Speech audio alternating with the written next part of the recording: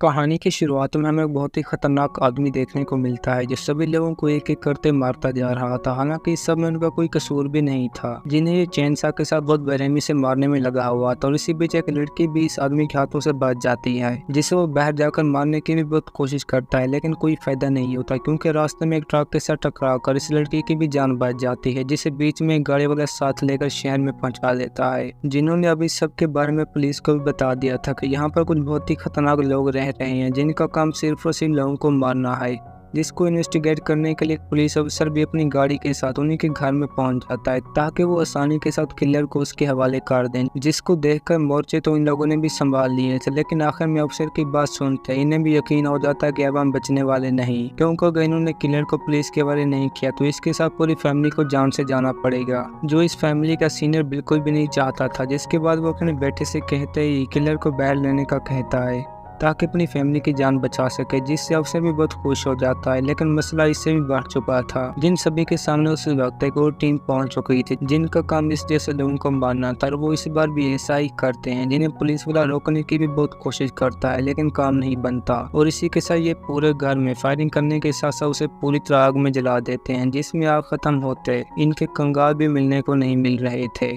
लेकिन इसी वक्त इधर उधर चेक करते इन्हीं में एक आदमी को फैमिली की एक लड़की देखने को मिलती है, जिसके हाथों में अभी एक छोटा बच्चा मौजूद था, जो देखकर ये भी उसे लेकर लड़की को मार देता है क्योंकि इनका अपना भी कोई बच्चा नहीं था, जिसे ये दोनों मियाँ बीवी बड़े प्यार के साथ अपनी बेटी समझकर पालते हैं, जो इस टाइम एक शॉप के अंदर मीट काटने का काम कर रही थी। और ऊपर से इसका नाम भी हैदर था, जिसको सभी वर्कर बहुत पसंद करते थे क्योंकि ये थी इतनी खूबसूरत, जिसे इस सब के बारे में अपने दोस्त भी बता देते कि मैं तुम्हारे साथ एक पार्टी में जाना चाहती हूँ, जिसे सुनते ये भी राजी हो जाती है क्योंकि जूली खुद भी एक बहुत अच्छी लड़की थी, जो बातें खत्म करते ही अपने काम पर लग जाती है। जबकि हैदर काम खत्म करते अपने बॉयफ्रेंड जैक के पास पहुंच जाते हैं, जिसे बॉडी बनाने का बहुत ही जुनून था, और ये भी एक दूसरे के साथ प्यार करने में लग जाते हैं, जिन्हें बिल्कुल भी पता नहीं था कि अब हमारी लाइफ में क्या कुछ होने वाला है। जिसकी खबर उस वक्त डोर नॉक होते हैं पहुंच भी जाती है, जहाँ एक लेटर बॉक्स में हैदर को अपनी लाइफ के सबसे बड़े राज के बारे में पता चलता है, जिसे मॉमडैड ने अडॉप्ट किया था, और अब इसकी ग्रैंड माँ ने मरने से पहले सारी प्रॉपर्टी हैदर के नाम कर दी, जिससे ये खुद भी बहुत हैरान हो जाते हैं। और इस सब के बारे में अपने मॉम डैड से भी पूछती है कि मैं असल में किसकी बेटी हूँ, जो इसे बस इतना ही बताते हैं कि तुम कभी भी उस जगह पर मत जाना जहाँ का एड्रेस भी लेटर पेपर में मौजूद था। जिनकी बातों को ना मानते ये भी गुस्से में आकर अपने घर को छोड़ देती है। हालांकि इसे अपनी मॉम समझाने की भी बहुत कोशिश करती है, लेकिन इस सब का कोई फायदा नहीं होता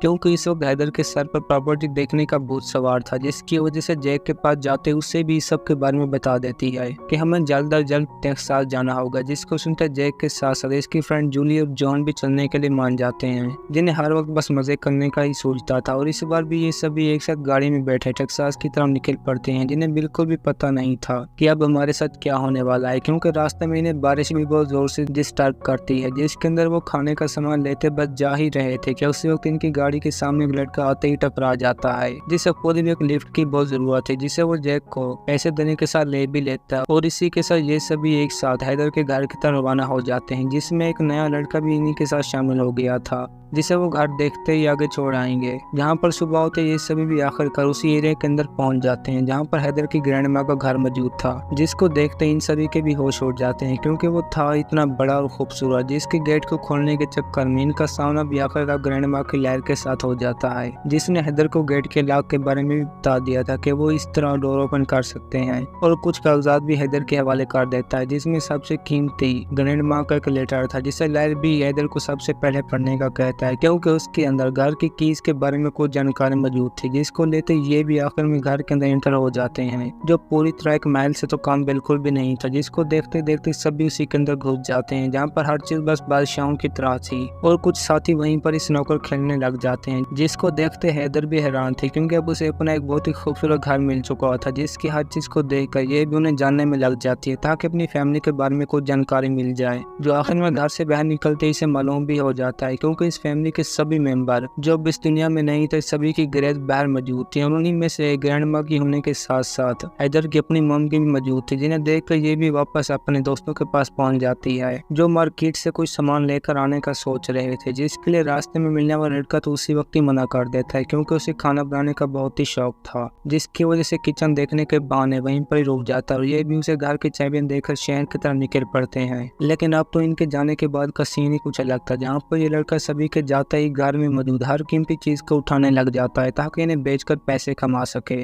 लेकिन फिर भी वो हर हाल में बड़ी चाबी वाले रूम को ढूंढना चाहता था जिसके मुताबिक वहाँ पर कोई खुफिया सोना मौजूद होगा, लेकिन ऐसी बात बिल्कुल भी नहीं थी। जिसे अचानक एक रूम में जाने पर दूसरे सीक्रेट डोर का भी पता चल जाता है जो कमरे से नीचे होकर एक तहखाने में पहुंच जाता है, जहाँ पर गुजरते ये भी आखिरकार उसी के अंदर पहुंच जाता है क्योंकि इस बड़ी चाबी का गेट भी वहीं पर मौजूद था, जिसे खोलना इसकी सबसे बड़ी गलती थी क्योंकि उसी के अंदर जब ये डोर ओपन करने में लगा हुआ था तो बीच में एक आदमी बाहर निकलते इसकी बहुत ही बेरहमी के साथ जान ले लेता है, जिसके बारे में हैदर और उसके दोस्तों को बिल्कुल भी पता नहीं था कि अब हमारा एक साथी मारा जा चुका है। जिसके बाद मार्केट में सामान लेते वक्त इनकी मुलाकात भी वहीं पर मौजूद एक आदमी के साथ होती है जो कहानी के शुरू में हैदर की फैमिली को मारने वाला किलर था, और वो इस बार भी हैदर को इस इलाके से दूर रहने का कहता है, जिसे ये तो मालूम नहीं था कि वो मेरी फैमिली का किलर है, लेकिन फिर भी बिना बात किए वहाँ से चली जाती है। जिसे बीच में एक पुलिस डिटेक्टिव ने भी इस इलाके के खतरे के बारे में बता दिया था। अब इन सभी को भी घर में वापस आते हर चीज का पता चल जाता है कि हमारे साथ वाला लड़का कोई और नहीं बल्कि एक चोर था, जिसके जाते ये भी पार्टी में लग जाते हैं। लेकिन उन्हें इस बात की बिल्कुल भी खबर नहीं थी कि वो लड़का हमारे इस घर में ही मारा जा चुका है, जिसको बिना सोचे ये भी बस एंजॉयमेंट में लग जाते हैं। लेकिन जूली की नजर जैक पर बहुत ही बुरी थी और वो इसी वजह से जैक को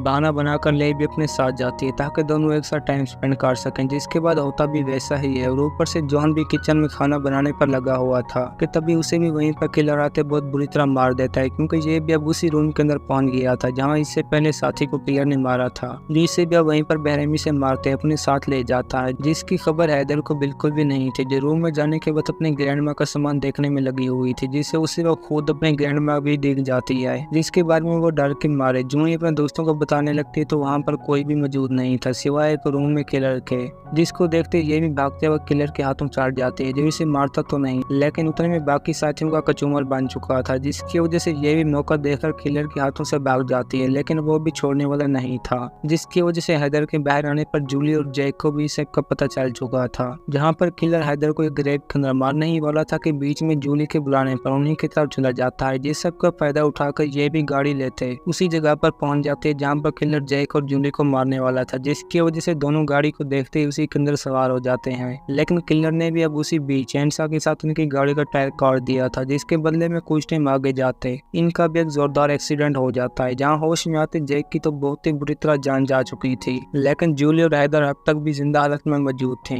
जिन्हें किलर भी मारने की बहुत कोशिश करता है लेकिन काम नहीं बनता क्योंकि किसी भी जूली के जख्मी होने पर हैदर भी मौका देखते वहाँ से भाग जाती है ताकि इस सब के बारे में पुलिस को बता सके। लेकिन किलर उसके पीछे भी लगा हुआ था जो उसे आखिर में ले भी एक पार्टी के अंदर जाती है ताकि लोगों को बता सके, लेकिन किलर बस उसी के पीछे ही लगा हुआ था। हालांकि हैदर इसके डर से झूले के ऊपर भी लटक जाती है लेकिन कोई फायदा नहीं होता, जिसको नीचे आता देखकर किलर भी बस इसे मारना ही वाला था कि बीच में डिटेक्टिव के आने पर जूली की जान बच जाती है, जिस सब के बारे में उन्होंने अब स्टेशन में भी इन्फॉर्म कर दिया था। वो गाड़ी चेक करने के लिए अपने एक आदमी को भी भेजते हैं जिसे बिल्कुल भी पता नहीं था कि आगे मेरे साथ क्या होने वाला है क्योंकि शेरफ उसे हर हाल में हैदर के घर जाने का कह रहा था, जिसकी बात मानकर ये भी घर पहुंच जाता है जहां पर चारों तरफ सिर्फ और सिर्फ खून के निशानात ही थे, जिनका पीछा करते ये भी आखिरकार उसी रूम के अंदर पहुंच जाता है जहां किलर रहता था, जिसमें डेड बॉडीज चेक करने के साथ साथ एक बॉक्स खोलने पर यह भी जूली को गन से मार देता है जो थी तो मिस्टेक, लेकिन किलर भी अब उसी वक्त किचन में जाते इसकी भी बहुत बेरहमी से जान ले लेता है। जिसके बाद चलते हैं हैदर के पास जो पुलिस स्टेशन में इकट्ठी की हुई रिपोर्ट्स देखते ही जान जाते हैं कि इन लोगों ने मेरी फैमिली को बहुत बुरी तरह मार दिया, जिसमें उसकी अपनी मॉम भी शामिल था। किलर भी वहीं पर ली गई पिक्चर में एक एक करते सभी को मारता जा रहा था, जिसमें अगला नंबर भी उन्हीं के सीनियर का था